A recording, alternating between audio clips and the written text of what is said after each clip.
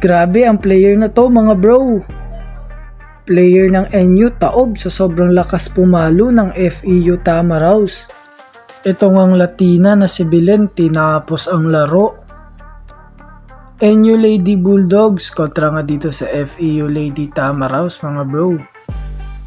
Dito nga sa set 1 ay nakuha agad ng NU ang kanilang tatlong kalamangan.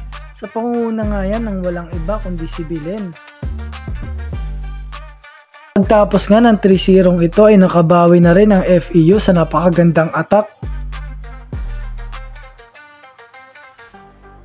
At ito nga mga bro, panoorin nyo kung gaano kalakas pumalo ang FEU Lady Tamaraws.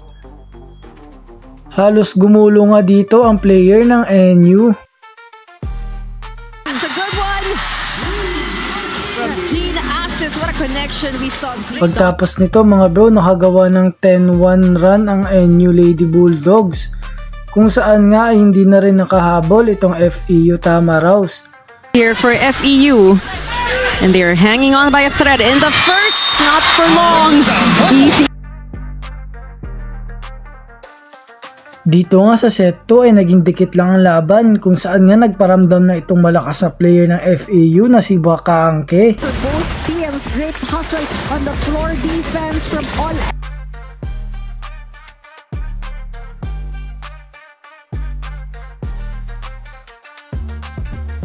Dito nga mga bro ay lumabang na rin itong FEU Lady Tamaraws kung saan nga umabot na ito sa set point.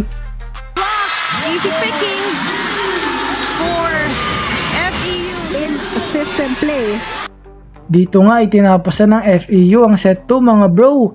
Isang magandang block nga kontra nga dito kay Belen. and FEU. Second set, fighting for every. Dako naman tayo dito sa set 3 mga bro. Kung saan nga ay naging dikit lang din ang kanilang laban. Off the hands. Balabalan with 15 points already. Din to Elianira with an exclamation point. What a hammer there.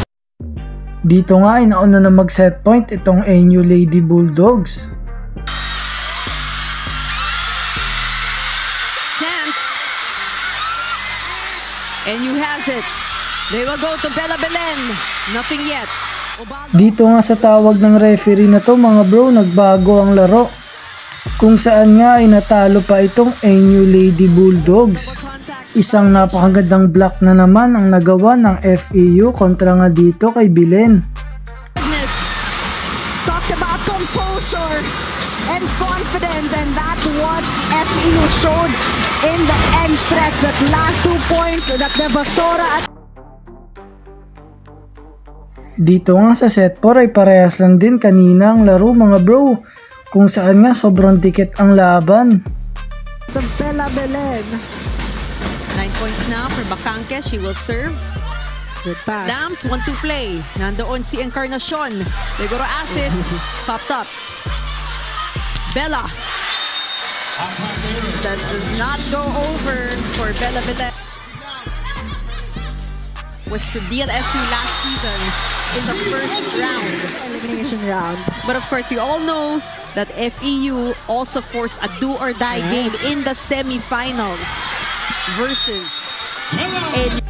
Nauna nga mag-set point itong NU Lady Bulldogs kaya naman nakuha nila ang panalo sa set na ito.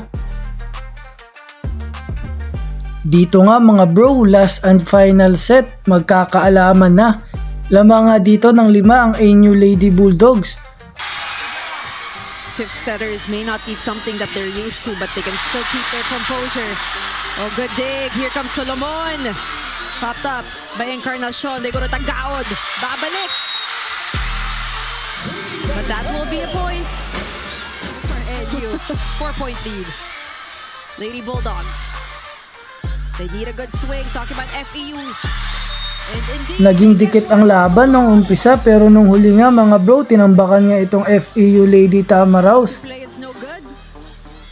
They go to Tagaod. Dito nga ay tinapos na ni Belen ang laro mga bro. Kung saan nga ay challenge pa ito ng coach ng FEU pero unsuccessful sila. At nanalo nga itong team ng NU Lady Bulldogs.